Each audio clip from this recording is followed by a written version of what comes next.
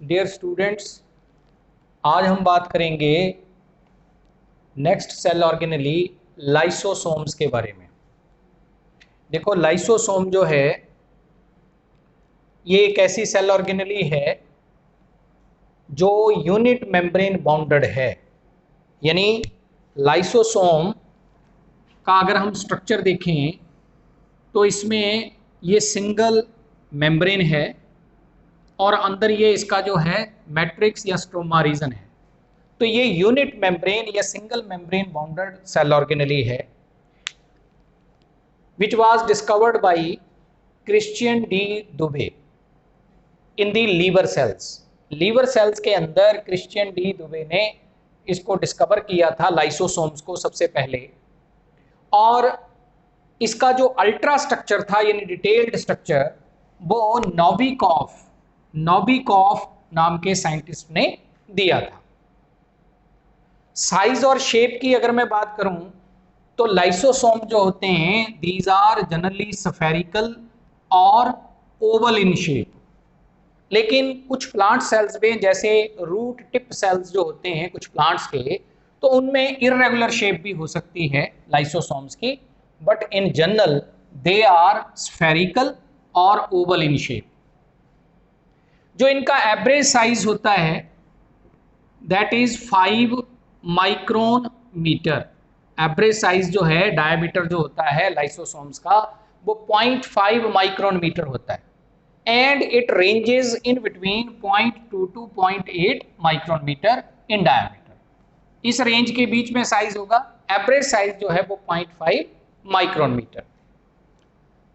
जैसा मैंने पहले बोला कि अल्ट्रा स्ट्रक्चर और detailed structure of lysosome was given by Novikov. और अगर हम डिटेल्ड स्ट्रक्चर देखें तो जैसा बोला कि ये स्फेरिकल इन शेप होते हैं या ओवल इन शेप होते हैं, और सबसे बाहर ये क्या प्रेजेंट है, सिंगल यूनिट मेम्ब्रेन।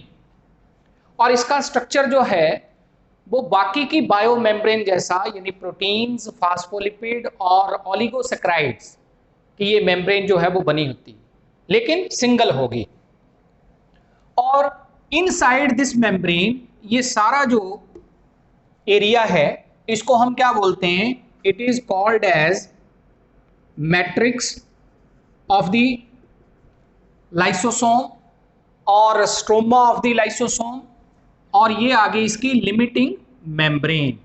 तो outermost limiting membrane, then matrix. और इस मैट्रिक्स के अंदर जो है vacuole is also present, vacuole भी होगा।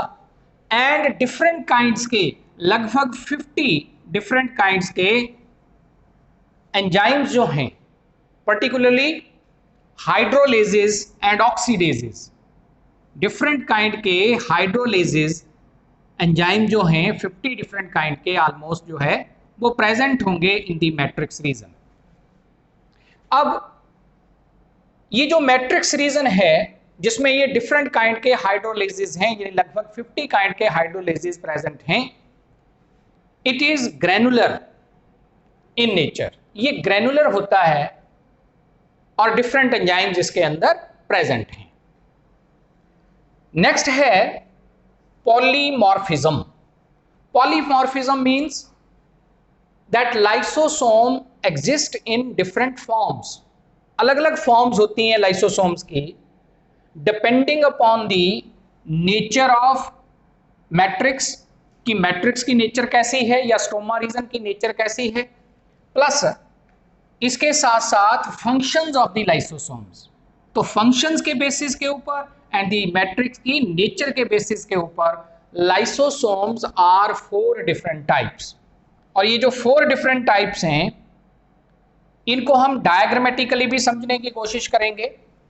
जैसे फॉर एग्जांपल ये मान लो कोई सेल है, ये कोई सेल है और इस सेल के अंदर पहली तो बात लाइसोसोम जो हैं ये बनते हैं from the maturing phase of Golgi body. ये गोल्जी बॉडी या गोल्जी कॉम्प्लेक्स है और उसके मैच्योरिंग फेज से ये लाइसोसोम्स फॉर्म होते हैं। जो न्यूली फॉर्म्ड लाइसोसोम्स होते हैं from the maturing phase of Golgi bodies, in which there is a single limiting membrane and different kinds of hydrolases, अलग अलग तरह के हाइड्रोलाइटिक एंजाइम जो हैं वो प्रेजेंट हैं, but in inactive form. Inactive form में ये डिफरेंट काइंड के एंजाइम्स कंटेनिंग जो न्यूली फॉर्म्ड लाइसोसोम्स होते हैं, these are called as primary lysosomes. इनको हम क्या बोलते हैं? Primary lysosomes. क्योंकि इनके अंदर इनएक्टिव काइंड के वेरियस काइंड्स के हाइड्रोलाइटिक एंजाइम्स स्टोर्ड हैं, इसलिए इनको हम स्टोरेज ग्रेन्यूल्स भी कह देते हैं। Primary lysosomes are also known as storage granules. Next है, फिर उसके बाद सेकंड टाइप आती है सेकेंडरी लाइसोसोम्स, या जिनको हम डाइजेस्टिव वैक्यूल्स भी बोल देते हैं।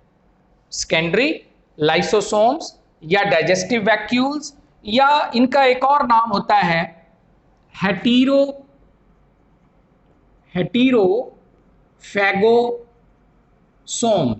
हेटीरोफैगोसोम्स, सेकेंडरी लाइसोसोम्स या डाइजेस्टिव वैक्यूल्स या हेटीरोफैगोसोम। देखो, जब भी कोई एनिमल सेल किसी फूड पार्टिकल के कांटेक्ट में आता है, और वो फूड पार्टिकल जो है वो कोई सॉलिड या कोई लिक्विड ड्रॉपलेट हो सकती है, तो due to the invagination of plasma membrane वो सॉलिड या लिक्विड फूड पार्टिकल जो है वो एंटर करता है into the cell by the invagination और इनफोल्डिंग ऑफ प्लाज्मा मेम्ब्रेन।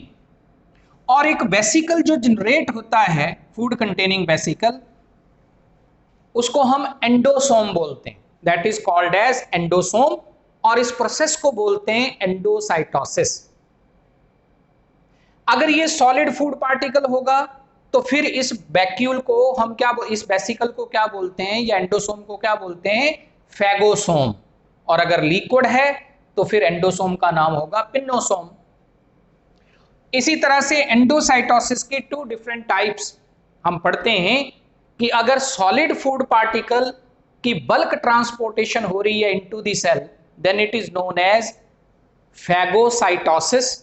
और अगर लिक्विड फूड की इस तरह से एंडोसाइटोसिस के जरिए एंट्रेंस हो रही है into the cell, then it is known as pinocytosis. तो पिन्नोसाइटोसिस या फैगोसाइटोसिस के जरिए जब कोई एंडोसोम फॉर्म होता है और इधर गोल्जी बॉडी के मैच्योरिंग फेज से प्राइमरी लाइसोसोम बनते हैं, तो ये दोनों आपस में फ्यूज कर जाते हैं। After the fusion of primary lysosome with endosome जो स्ट्रक्चर बनेगा उसको हम क्या बोलेंगे? Secondary lysosome. उसको हम बोलेंगे सेकेंडरी लाइसोसोम या डाइजेस्टिव वैक्यूल या हेटीरोफैगोसोम। जब ये दोनों आपस में फ्यूज हो गए तो ये जो प्राइमरी लाइसोसोम के अंदर इनएक्टिव फॉर्म में एंजाइम्स थे, they convert themselves into activated form. वो अपने आप को एक्टिवेट कर लेते हैं and they start digesting the food material which is present inside the endosome. तो ये जो इसके अंदर डिफरेंट काइंड के इनएक्टिव फॉर्म में एंजाइम्स थे, हाइड्रोलाइटिक एंजाइम्स या हाइड्रोलेजेस, वो एक्ट करना शुरू कर देंगे फूड के ऊपर और डाइजेशन जो है वो होनी शुरू हो जाएगी। तो इस तरीके से हमारे पास क्या आ जाएगा? ये जो डाइजेस्टेड फूड हमारे पास बन गया, डाइजेस्टेड फूड कंटेनिंग जो ये हमारे पास आ गया, इस लाइसोसोम को secondary lysosome.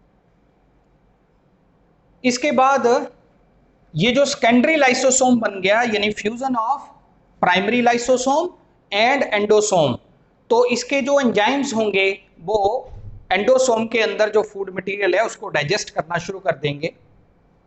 After the digestion जो यूजफुल मटेरियल हैं वो सेल के अंदर रिलीज हो जाएंगे एंड वेस्ट मटेरियल कंटेनिंग जो ये वेसिकल रह गया, इसको हम क्या बोलते हैं?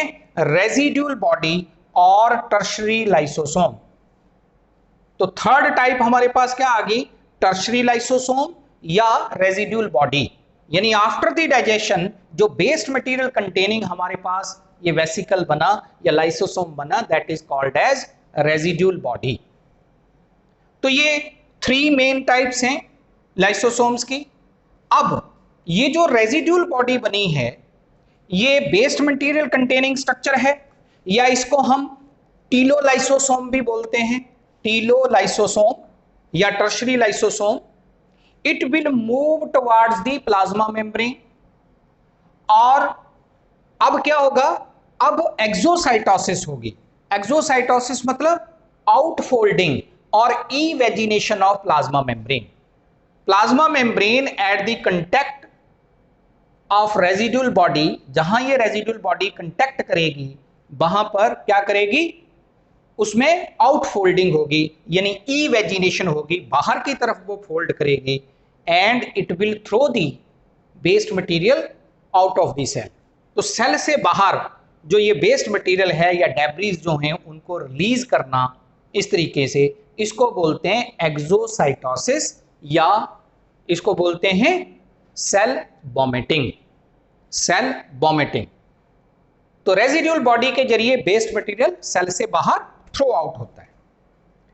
लास्ट है 4th टाइप, ऑटोफैगोसोम और ऑटोलाइसोसोम्स। ये ऑटोफैगोसोम या ऑटोलाइसोसोम्स क्या होते हैं कि ड्यूरिंग दी स्टारवेशन, स्टारवेशन के दौरान जब प्राइमरी लाइसोसोम्स जो हैं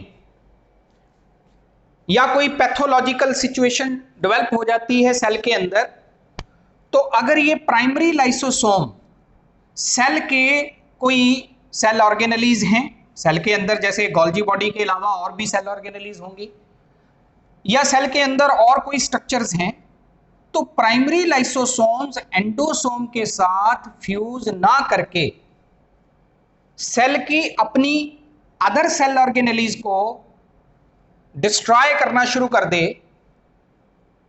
इंस्टेड ऑफ एंडोसोम वो सेल की अदर सेल ऑर्गेनेलीज को डिस्ट्रॉय करना शुरू कर दे, खास तौर पे या स्टोर्ड प्रोडक्ट्स जो हैं, स्टोरेज प्रोडक्ट यहां पे कोई होंगे तो उनको वो डिस्ट्रॉय करना शुरू कर दे, डाइजेस्ट करना शुरू कर दे, तो फिर हम क्या बोलेंगे कि ऐसे लाइसोसोम फिर क्या बन जाएंगे, उनको बोलेंगे ऑटोफैगोसोम या ऑटोलाइसोसोम्स। और इसी एक्शन के कारण हम इनको क्या बोल देते हैं कई बार, सुसाइडल बैग्स। लाइसोसोम्स को सुसाइडल बैग्स भी कह देते हैं, क्योंकि ये अपने ही सेल की कोई यूजफुल सेल ऑर्गेनेली या स्टोर्ड जो फूड मटेरियल्स हैं उनको प्राइमरी लाइसोसोम्स ड्यूरिंग स्टारवेशन और during certain pathological conditions attack करना शुरू कर देते हैं, then they are called as autophagosome और ऑटोलाइसोसोम्स। और इस फिनोमिना को बोलते हैं ऑटोफैगी, इसको हम ऑटोफैगी बोल देते हैं। नेक्स्ट है इसके बाद केमिकल कंपोजिशन। तो जैसा मैंने पहले बोला था कि ये जो लाइसोसोम्स होते हैं सिंगल लिमिटिंग मेम्ब्रेन से ये बॉन्डेड हैं, और इनका ये जो मैट्रिक्स है इसके अंदर डिफरेंट काइंड के हाइड्रोलाइटिक एंजाइम्स हैं, और ये हाइड्रोलाइटिक एंजाइम्स अलग अलग तरह के हो सकते हैं। और ये अलग अलग तरह के कौन कौन से, तो इसमें प्रोटीएजेस हो सकते हैं, प्रोटीएजेस किस्म के एंजाइम्स हो सकते हैं, न्यूक्लिएजेस किस्म के एंजाइम्स हो सकते हैं। फिर इसके अंदर जो है, जैसे अभी मैंने बात की प्रोटीएजेस, एक तो ये हो सकते हैं प्रोटीन डाइजेस्टिंग एंजाइम्स, एक न्यूक्लिएजेस,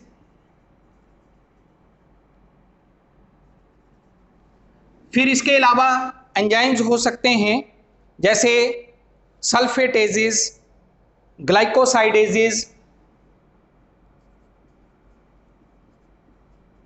सल्फेटेजेस, ग्लाइकोसाइडेजेस,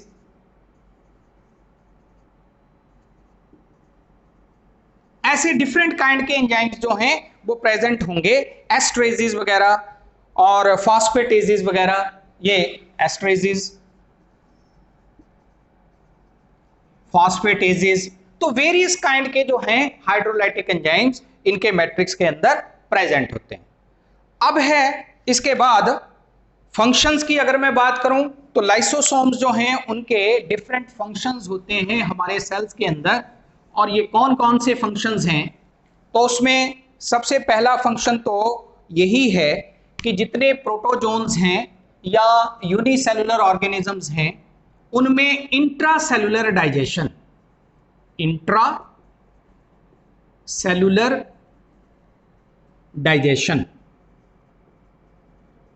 सेल्स के अंदर फूड वैक्यूल्स जो होते हैं उनको डाइजेस्ट करना, ये लोअर ऑर्गेनिजम्स में जैसे प्रोटोजोआ वगैरह में तो लाइसोसोम्स उसमें रोल प्ले करते हैं with the help of their hydrolytic enzymes. इसलिए इनको हम डाइजेस्टिव बैग्स कह देते हैं, इसी कारण से इनको हम डाइजेस्टिव बैग्स ये हम बोलते हैं। सेकंड है, ये डिफेंस मैकेनिज्म में भी रोल प्ले करते हैं, जैसे कि न्यूट्रोफिल्स में डिफेंस मैकेनिज्म में अगर मैं बात करूं, डिफेंस मैकेनिज्म के अंदर भी इनका रोल है। जैसे हमारे WBCs में न्यूट्रोफिल्स हैं, मोनोसाइट्स हैं, तो ये जो डिफरेंट काइंड के WBCs हैं, ल्यूकोसाइट्स हैं, उनके अंदर जो लाइसोसोम्स होते हैं वो इन्वेडिंग फॉरेन पार्टिकल्स को या invading disease causing foreign particles को डिस्ट्रॉय करने का काम करते हैं with the help of their lysosomes. तो डिफेंस मैकेनिज्म में भी इनका रोल है। इसके अलावा जैसा मैंने क्या बोला कि सुसाइडल बैग्स भी इनको हम बोलते हैं कि ड्यूरिंग स्टारवेशन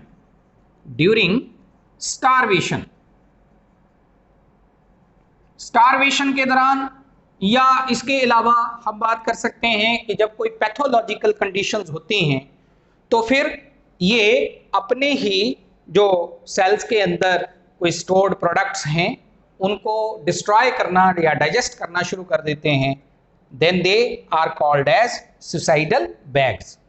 तो इनको हम उस समय सुसाइडल बैग्स कह देते हैं। तो ये अनवांटेड मटेरियल से, अनवांटेड स्टोर्ड या हार्मफुल मटेरियल से ये उस सेल को या बॉडी को प्रोटेक्ट करते हैं। फिर नेक्स्ट है, इसके अलावा लाइसोसोम जो हैं ये, अगर हम बात करें कि बोन फॉर्मेशन की, तो ऑस्टियोक्लास्ट्स ये बोन डाइजेस्टिंग सेल्स हैं। ऑस्टियोब्लास्ट होते हैं बोन फॉर्मिंग सेल्स, ऑस्टियोक्लास्ट होते हैं बोन डाइजेस्टिंग सेल्स। तो ये जो बोन डाइजेस्टिंग सेल्स हैं ऑस्टियोक्लास्ट, एक्चुअल में इनके जो ये होते हैं लाइसोसोम्स, वो बोन को डाइजेस्ट करते हैं, या बोन का जो आप ये कह सकते हैं कि ऑस्टियोक्लास्ट जो हैं ये during the bone formation cartilaginous materials को डाइजेस्ट करते हैं और बोन फॉर्मेशन में हेल्प करते हैं। तो यहां भी ये बोन फॉर्मेशन के अंदर जो है वो लाइसोसोम्स का ही इनडायरेक्ट वे में रोल आया।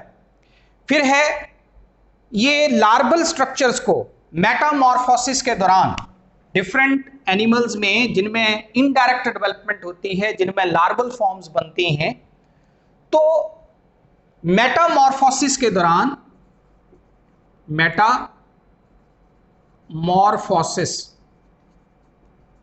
लार्वा से जब अडल्ट बनता है ड्यूरिंग द डेवलपमेंट, तो जो चेंजेस होती हैं उन सबको इकट्ठा मिला के हम मेटामॉर्फोसिस बोलते हैं। जैसे टेडपोल लार्वे से एडल्ट फ्रॉग का बनना, तो उस दौरान जो भी चेंजेस होंगे उनको सम अप करके मेटामॉर्फोसिस बोलते हैं, या मेटामॉर्फिक चेंजेस।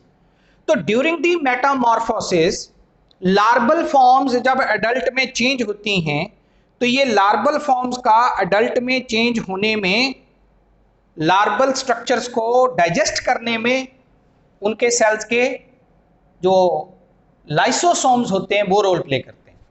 तो लाइसोसोम्स का इनडायरेक्ट वे में लार्बल फॉर्म्स को एडल्ट फॉर्म में चेंज करवाने में भी रोल है, तो मेटामॉर्फोसिस में रोल आ गया।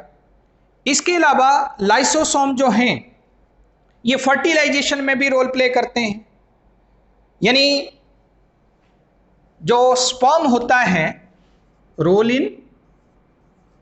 इन फर्टिलाइजेशन।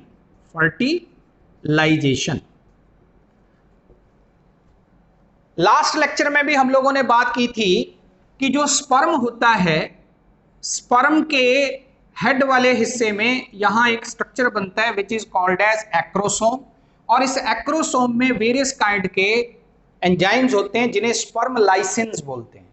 ये स्पर्म लाइसेंस जो हैं वो बेसिकली लाइसोसोम से ही बने हैं, और ये वो एंजाइम हैं जब एग के कांटेक्ट में स्पर्म आता है तो एग की मेम्ब्रेन में एंट्री के लिए जो है होल करने में ये हेल्प करते हैं ताकि स्पर्म जो है वो इजीली एंटर कर सके। तो इस तरह से फर्टिलाइजेशन में रोल है लाइसोसोम्स का। और फिर इसके बाद कुछ हार्मफुल इफेक्ट्स भी हैं, तो वो मैं जल्दी से बता देता हूं। कुछ डिजीजेस ऐसे हैं जो लाइसोसोम्स के कारण होते हैं या उनकी एक्टिविटी के कारण होते हैं। तो इनमें एक डिजीज है पॉम्प्स डिजीज। पॉम्प्स डिजीज, ये एक्सेस ऑफ ग्लाइकोजन स्टोरेज जब एक्सेस में हो जाए तो उसके कारण जो है ये डिजीज होता है, और ये एनहेंस्ड एक्टिविटी ऑफ लाइसोसोम के कारण ऐसा होता है। तो ये एक डिजीज है। फिर है हर्लर्स डिजीज। ये जो हर्लर्स डिजीज है ये होता है इसमें एक्युमुलेशन ऑफ म्यूकोपॉलीसेकेराइड्स हो जाते हैं इन दी बोन्स के अंदर म्यूकोपॉलीसेकेराइड की एक्युमुलेशन, म्यूकोपॉलीसेकेराइड्स। तो इनकी एक्युमुलेशन के कारण ये डिजीज होता है, जिसके कारण बोन्स जो हैं उनकी डिफॉर्मिटीज पैदा होती हैं हर्लर्स डिजीज में। तो ये भी लाइसोसोम्स की एक्टिविटी के कारण ऐसा होता है। फिर इसके अलावा लाइसोसोम जो हैं वो ल्यूकेमियाज यानी कि ब्लड कैंसर को पैदा करने में भी इनकी एक्टिविटी का रोल होता है। लाइसोसोम्स की ही एक्टिविटी जो है वो रिस्पॉन्सिबल होती है। लाइसोसोम्स के अंदर डीएनएज जो होते हैं, डीऑक्सीराइबोन्यूक्लियोटाइडेजेस काइंड के एंजाइम्स, उनकी एक्टिविटी के कारण जीन म्यूटेशंस आती हैं, तो फिर ल्यूकेमियाज यानी कि ब्लड कैंसर जो है वो होता है। और लास्ट में मैं बात कर रहा हूं पॉलीनेफ्राइटिस एक डिजीज है। पॉलीनेफ्राइटिस, ये जो डिजीज है पॉलीनेफ्राइटिस, ये disease due to the excessive activity of lysosome के कारण होता है, जिसके कारण रेजिडुअल बॉडीज या टर्शरी लाइसोसोम जो हैं वो अकमुलेट हो जाते हैं हमारे नेफ्रॉन्स के अंदर और किडनीज के अंदर। तब ये डिजीज जो है पॉलीनेफ्राइटिस होता है, जिसमें कि इन्फ्लामेशन हो जाती है नेफ्रॉन के अंदर की लाइनिंग में और किडनी के अंदर की लाइनिंग में। तो पॉलीनेफ्राइटिस डिजीज, ल्यूकेमियाज डिजीज, हर्लर्स डिजीज जिसमें बोन्स की डिफॉर्मिटीज होती हैं, और पॉम्प्स डिजीज जिसमें ग्लाइकोजन की स्टोरेज एक्सेस में हो जाती है।